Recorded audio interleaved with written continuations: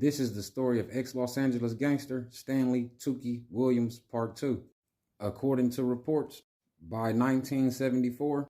Tookie became regarded as the de facto leader of the Crips when co-founders Raymond Washington, Mac Thomas, and his best friend Curtis Bubba Morrow were all killed in LA by the year 1976. It is said around this time in Tookie's life,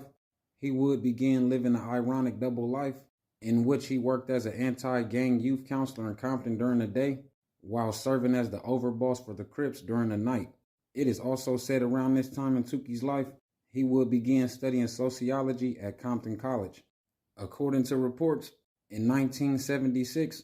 Tookie would suffer a near-death experience when he was wounded in a drive-by shooting while sitting on his porch in Compton. It is said this shooting was committed by the rival Bloods gang, who shot at Tookie while he was letting his dog out for an evening walk. Reports show Tookie was able to survive this attack by diving to the ground from his porch, but it is said during this dive, Tookie would be struck in both of his legs, which led to doctors telling Tookie he would never be able to walk again. But it is said after a year-long process of physical rehabilitation and an intense workout regimen, Tookie would ultimately regain his ability to walk. According to reports, it is said after suffering from this shooting, Tookie would redevelop a drug addiction when he began smoking a drug known as PCP. It is said at this time in Tookie's life, he was no stranger to drugs because at the early age of 12, he would begin using drugs such as Quaaludes, barbiturates, and weed that he got from a neighborhood pimp he once befriended. It is said the relationship between him and the pimp led to Tookie running errands for the pimp,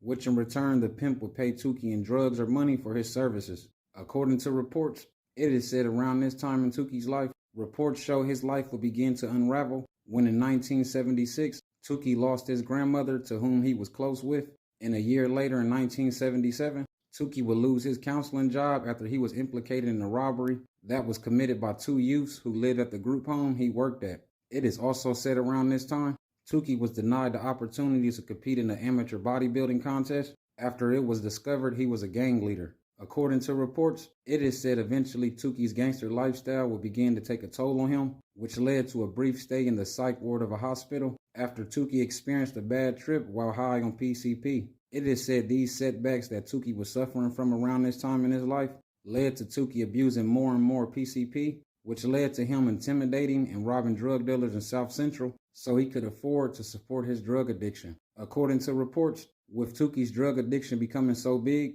Tookie's time as a free man would eventually come to an end in 1981, when he was convicted of 4 counts of murder that were committed in 2 of 3 separate incidents. It is said the first incident occurred on February 28, 1979, at a 7-Eleven store when Tookie and 3 other men went to the store to rob it, which led to Tookie killing a 26-year-old store clerk named Albert Lewis Owens at point-blank range in the back with a shotgun. And as for the second incident, it occurred on March 11, 1979, at a Brookhaven motel on South Vermont Avenue in South Central. It is said at the Brookhaven motel, Tookie shot 3 Asians to death during the robbery of the motel, which later led to Tookie being sentenced to death after the Asians couple's son identified Tookie as the shooter in the deaths of his sister and parents. It is said for these crimes, Tookie would spend 25 years in prison on death row before he was executed by lethal injection on December 13, 2005, which was 16 days away from his 52nd birthday. Thank you for watching my video, and God bless.